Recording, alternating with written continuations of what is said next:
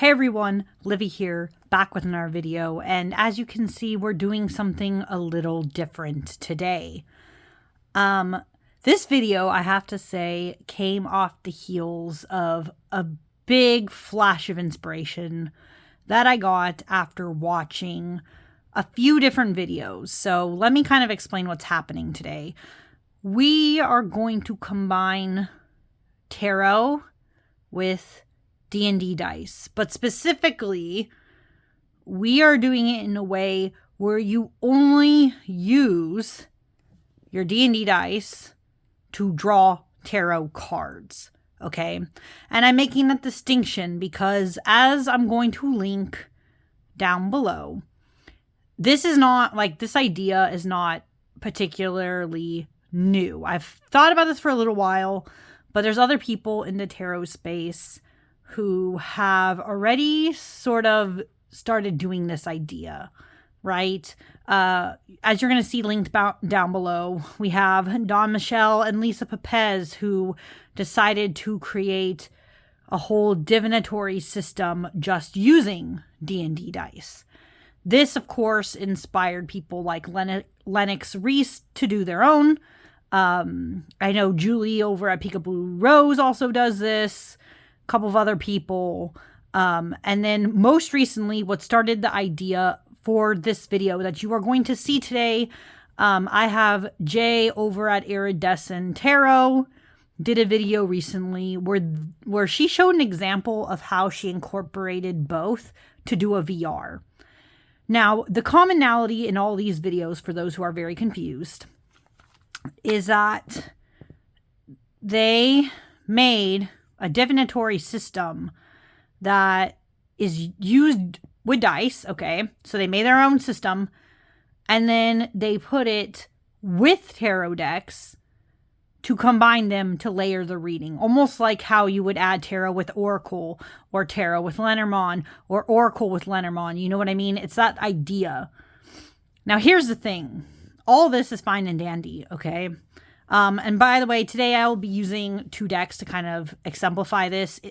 The time of me filming this is October. So I'm going to just show decks that I'm using in October. This one right here is the Darkwood Tarot Mini.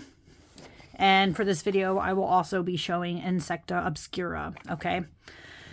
Now, that's all fine and dandy to make your own dice system using, well, D&D dice, okay? That's totally fine and dandy.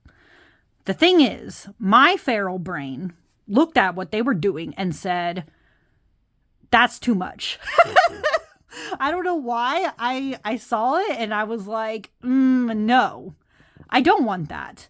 What I want is a way to have D&D dice used as the method to determine what tarot decks you draw. So a little different here. The dice are not the divination. The cards are still the divination. And I know this is going to sound a little batshit at first. I'm so sorry. But I have today labeled 3 different ways that I saw dice being used to draw tarot cards. 3 methods I've created. Easy, medium, hard. Just like gaming, you know, you have an easy level, a medium, a hard level, depending on what people want to do and how many dice you want to buy, etc., etc. Okay? I'm going to show all those different methods that I have created. So we're going to kind of go into that.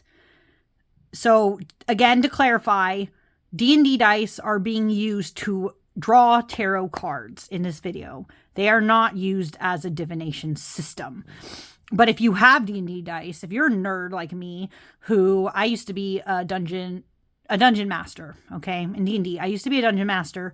I had a bunch of dice at one point. I only have like a certain amount of sets now. Used to do the whole shebang. If you want a way to incorporate the dice with tarot, but you still only want tarot to be your system of divination, nothing else, this is how we're going to do it. And we're going to start with the easy method. Okay. So in this bag, which my friend made at one point in time, I have a bunch of D&D dice. Okay. D&D dice. And you can see in there, there's, or maybe not, it's like dark. There's D&D dice in there. Okay. I'm going to take out these. And we're going to start with the easy method. Okay. Easy method. What I think would be the simplest and easiest way, right, to incorporate D&D dice to draw tarot decks would simply to use what we call a D20. This is a D20. If you have never played D&D, as you can see, the highest value on the dice is 20. And it goes from 1 to 20. Okay? You don't have to buy a shit ton of dice just to do this. If you already have this dice as you play D&D or done other stuff or whatever for, you don't need that many, okay? But you do at least need a D20 for this method. And this is going to be the easiest one. You just use this dice to draw tarot cards. So, how this is going to work is, say you have a deck, okay, like the Darkwood, and you want to do a reading. You're thinking about your cards, whatever it wants to be. And maybe you do, I don't know, like 2 quick-ish shuffles, or 3, however many you want to do. And then there's 2 ways you could do this. You could either start from the top of your deck, right? Roll. This case, I have a 17. Okay. Then you go into the deck and you find number 17 from the top.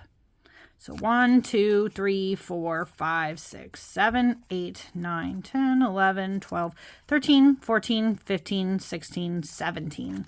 Card number 17 is card number 1. Okay. You do this again. 7. Okay. 1, 2, 3, 4, 5, 6, 7. Card number 2. One more time. This is 9. Okay. 1, 2, 3, 4, 5, 6, 7, 8. 9. Okay.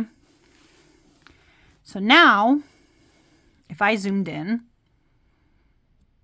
now you can see this is your roll. I just used 1 dice, right? And I got a reading. Page of Cups, Knight of Pentacles, 4 of Cups. Now, as you can see, this is just an example, but say you were doing a tarot reading, you even had a question, and you did all that. All you need is 1 D20, and that's it. You just had a tarot reading. The other way I can see this being done, and I'll zoom. Oops, sorry. Other way. Sorry. Always hard to adjust. Anyways, say you didn't want to do it that way, right? Where you just saw, I was just pulling from the top. You could, for this easy method, the easy method only requires 1 D20. Or you could use, I guess, a couple. But anyways, say you didn't want to just pull from the top. You could decide you were pulling from the bottom. Or this would be the best time to fan. And it'll probably be a lot easier to get your cards that way. And then to do the roll. Like you could literally, oops, sorry, do that again. Perfect. We got 4 here. And you could go 4 from this side, or 4 from the middle, or 4 from whatever. You see what I mean? This is a very easy way to just use a dice to pull tarot cards. So that is our easy method, right? Easy. But what if you want to make things a little more complicated? So the next method is medium, okay? Medium is a little different because it's barely more advanced than just having 1 D20 because it also incorporates D4s. So this method makes your reading a little more randomized. So first, right, you would shuffle your tarot deck of choice. In this case, again, I'm still using Darkwood. Okay, you think your deck is shuffled enough. Cool.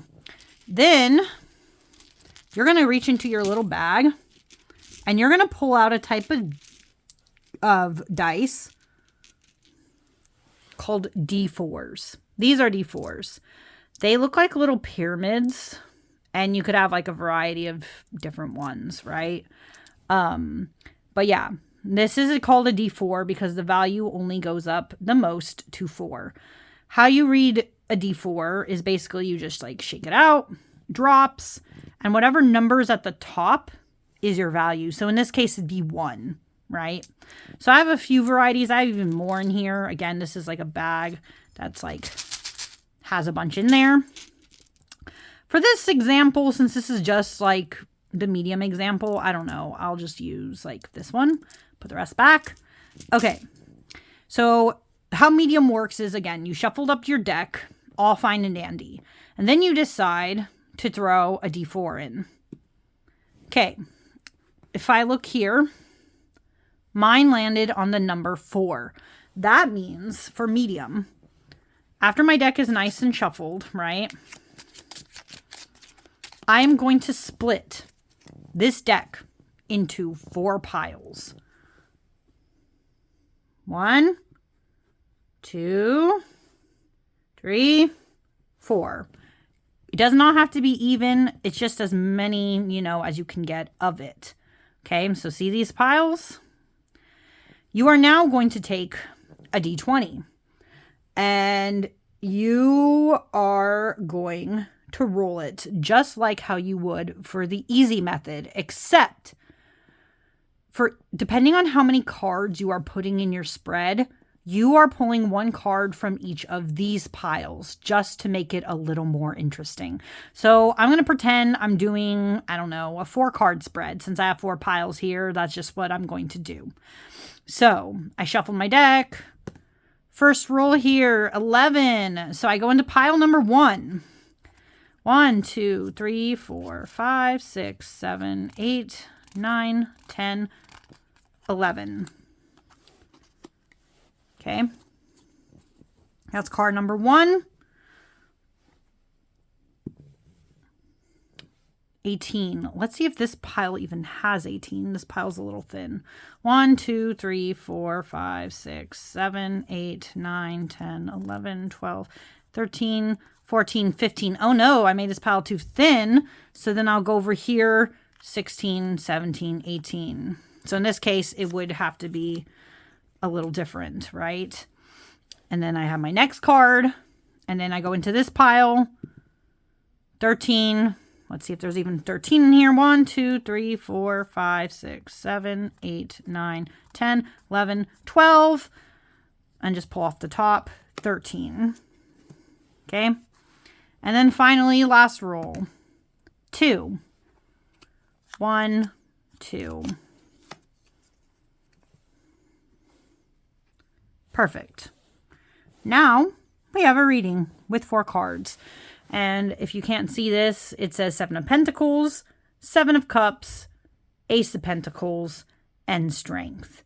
This would be your reading for the medium level, essentially. Now, obviously, depending on how big of a spread you want, or even if you're doing a traditional spread like a Celtic cross, you'll have to pull from your different piles, right? You'll have to finagle it.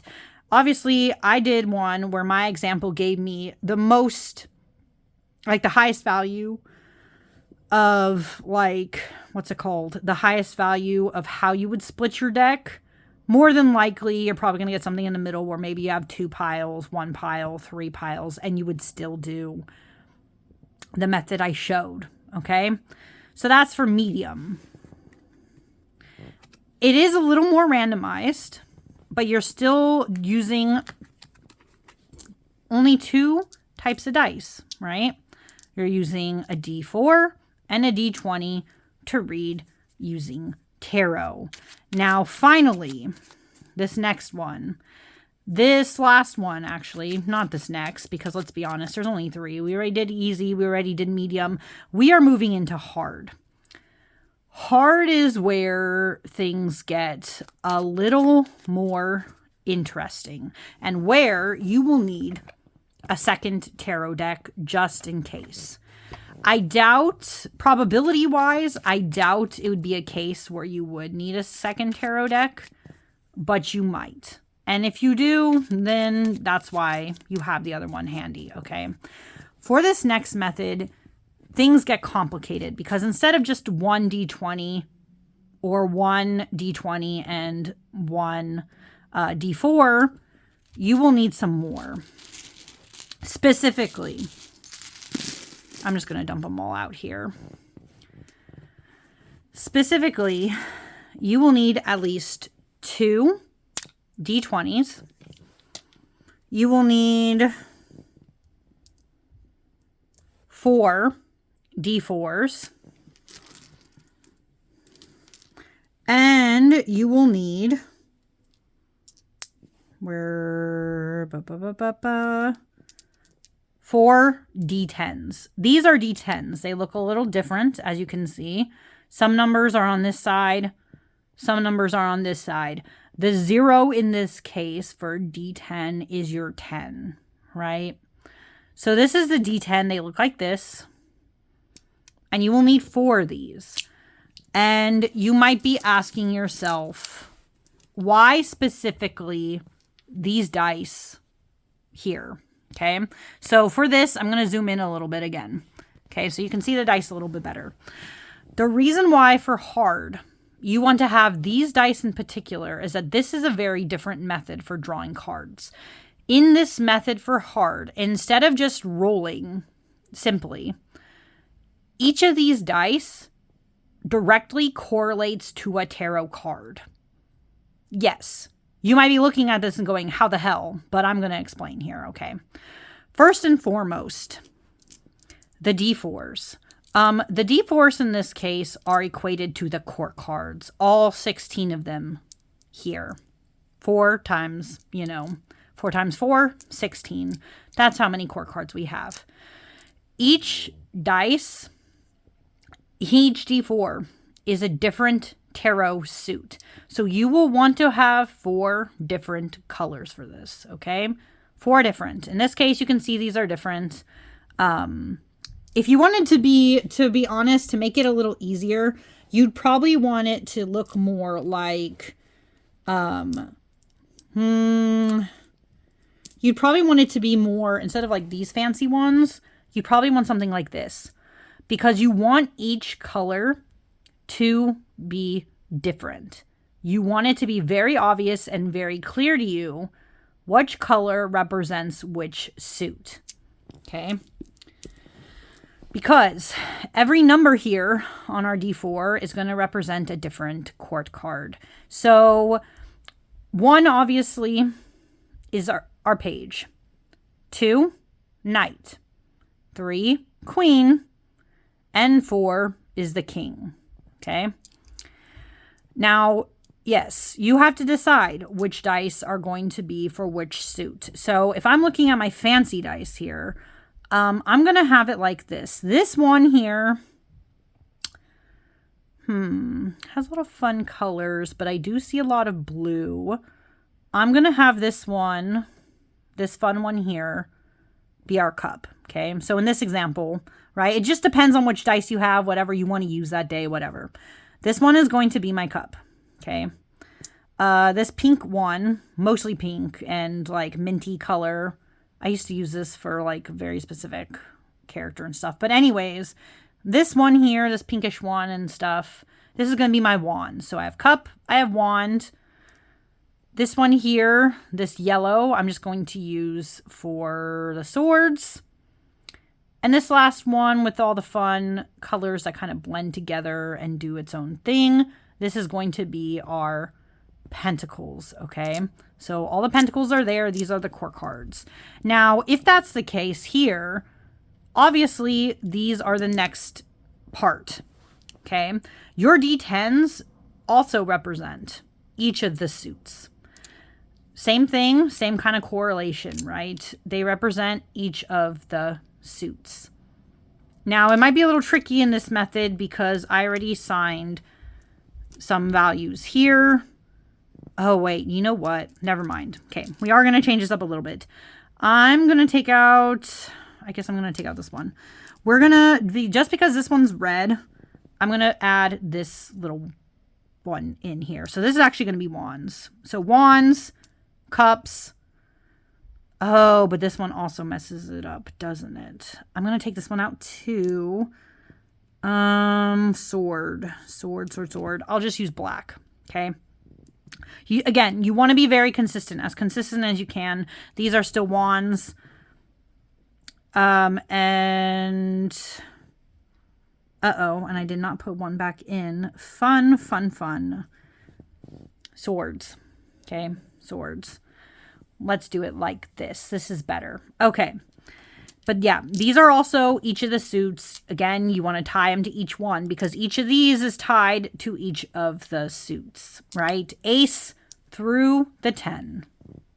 All right here. Already ready for you. And they're tied to a specific card. Now, finally, you might be saying, what the hell then is going on with these D20? Okay. And lastly, the D20 is, yes, your major arcana, but you might be wondering, if this dice only goes up to 20, what do you do about the Fool? And what do you do about the World cards, right? Well, in that case, we're going to default to D&D rules here. We are going to D&D. If you've never played D&D before, that's okay. I'm going to explain right now what I mean. Usually in D&D, right, if you have a 1, that's considered a fail. Usually in the game, that means like something bad happens to you or something goes wrong or whatever. In this case, no. The 1 in this is going to talk about either, if you roll 1, it's either the Fool or the Magician. But you need a second D20 because say you rolled a 1, right? You roll, oh my God, I got a 1. I got a 1. Okay. Your second one is going to determine if this 1 is talking about the Magician or if it's talking about the Fool. In this case, I roll and I get a 12. So if you get 1 to 10, that's going to be the Fool. If you get 11 to 20, it's the Magician. So in this case, I would see this and I would immediately go into the deck and look for the Magician, right? But then we also have the D20, which is usually what we call the critical hit, right? D20. So for the 20 instead, right? For our cards, this will either be Judgment if you get a 1 to a 10, or this will be the World if you get, 11 to 20. Okay? Hope that makes sense. Hope that's clear. I'm going to show an example of how this would work in practice. Okay? And for this example, you want to keep one of your D20s out because this one in this case is giant, ridiculous 1 is going to be the tiebreaker. So that's in case, again, you're rolling and you have a D20, right? That needs to have a tie break. The other reason why I said you need a second deck is because this is the most likely method where you might accidentally get the same number twice.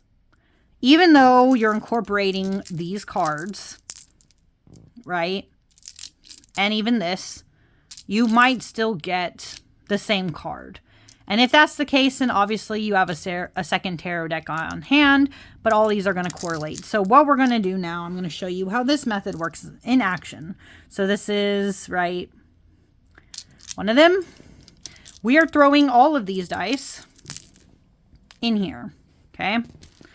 First, as normal, say you're going to do a reading. You don't know what, say it's just a 3-card reading. We'll make it simple for this. I have a 3-card reading. It's going to be past, present, future. I'm trying to figure something going on with a situation. And so I shuffle my tarot deck. Now, normally, you might be tempted to get your high flyers. Maybe you want to do that, incorporate them anyways. I don't know. I would only recommend shuffling up a little bit. So this is my shuffle. Okay. I leave the deck there. I am now, this is why you want a few things. This here is my little dice you know, roller. Like you roll your dice into here so they don't go all crazy all over the place. I should have had that earlier. But like, anyways, I'm going to shake this bag up. Now, I know I only need what? 3 cards. So I'm going to shake, shake, shake, shake, shake, shake, shake. And I'm going to randomly get 1, 2, 3. Whatever those are, they're going. Okay, perfect. Okay, this is my pentacle. Hello. No, yes, pentacle. This is a court card. This is the 4. This is the King of Pentacles, okay? So we have first the King of Pentacle, which we're going to find. This landed on the 6, okay? This is the 6 of Swords. And this last one is also, what's it called? A minor. This is the 10. And specifically this, as you can see, because it's all red and fiery, this is the 10 of Wands. So now what I would do, now that I got all 3 of my cards, I'm going to go into the deck and I'm going to find those cards in particular. You might think that's, I don't know, some might say that's a little tedious, but at the same time, right, it's just something that's, in my opinion, it's just something a little different. It's like a different way of doing tarot. And I think this could be very interesting. I'm curious to see if anybody would, oh, here we go. 10 of Wands right there. Would do this method. I just think it's like something a little different, you know? And then we have 6 of Swords. Perfect. And then finally, we need our King of Pentacles. There we go. All done. And now you have a reading. And see, now you can see each of these dice is a value. And each of these dice are right here. And now you could read your tarot reading. So in this reading in the past, right, I would launch onto it just like any other tarot reading. In the past, you might have felt like you had a lot of your shit together. You could sit back and watch everybody else planning and doing great things. And you were fine in this position, right? Like you're the big delegator. You can hand things off to other people, kind of sit on your riches, enjoy yourself. Smirking, you know, just enjoying life. Things are good in your past. However, in your present, you have reached a point where even though you were sitting back and things were good, something changed. And now you need to move on. You need to cut your losses. Things are not working out so well in your present. Okay. And actually give me 1 second to fix the lighting. Sorry, back. But yeah, so in your present, you feel like you kind of need to move on. And that's why, you know, you're at where you're at in your present. And it sucks too, because you are leaving other people behind who might need you. I mean, especially if you were the boss or you're doing very well in your job or wherever you are, I'm just getting a sense that this is a job here, and you're moving on. Unfortunately, that means that there's always going to be someone who's kind of mad at you for having to cut your losses, right? And mentally is for sure move on too. But if you mentally move on and do what you need to do, I kind of see it as you would need to then start over. You might think, well, that's weird. This is a 10 of Wands. What about this card makes you think start over? Well, first off, this is in the future position. So 10 of Wands is somebody who has a lot of burdens and other things that they're carrying with them into the next place. So even though you know, right, that it's better for you to move on and mentally cut clear and start again, when you start over, especially when you were at the top, it means that maybe even if you are entering a position where you do have your shit all together, you're still bringing a lot of baggage from the last place with you, and there's still a lot that you have to grapple with going into the next place. So potentially, even though you know it might be best to start over, maybe you were born in this position, right? And you want to... I almost see this as like someone who was really good at their job, realized they needed to do like a career change, then did it, but then realized it was a little more than they could chew, but they're like kind of getting it together at the same time. That's what this reads like.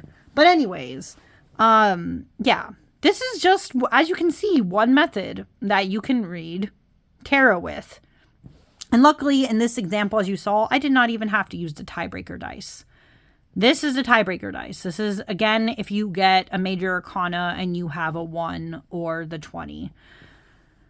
But yeah, these are 3 methods that I developed because I thought it would be really, really cool to incorporate tarot and dice without making things, I think, too complicated, right? This is very simple. This is very pared back. This isn't learning a new divination system. You are literally just taking tarot and dice and putting them together. You're using it as the way to draw your cards. You're not creating something new. And here's the thing. Creating something new isn't bad either. It isn't. But I like the idea of this because this is a lot more straightforward to me.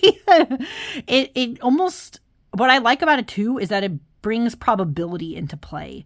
It's not so much like, I don't know, again, it's like having to like assign meanings to numbers. This is in the sense of like, if you get a 6, it means this. It's more of like, oh, this was the 6 of swords. You know what I mean?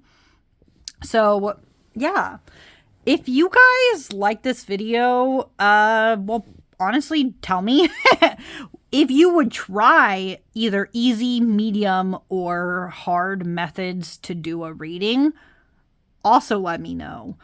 I might try, well, it depends on how you guys feel about this video in general, if I sounded coherent enough to all of you explaining this. If you would like me to do like an actual reading instead of just, as you can see here, this was just an example reading of how any of these methods, easy, medium, hard, would work more in depth, I guess, or like with an actual functional spread, or even doing something bigger like the Celtic Cross, again, let me know. But I just wanted to give people food for thoughts, different ways to do something, maybe something just a little more fun, and then you can just throw your dice, you know, it's fun, little different. And yeah, if you have even a bag, it's very helpful if you have a little bag. As you can see, my other ones are in there. And it's just nice. So yeah, if you were watching this long, thank you so much again for watching. I just wanted to create this as like a different method to throw into the whole dice idea. And hopefully it was coherent and clear. But yes, I will see you guys all again next time. But for now, bye.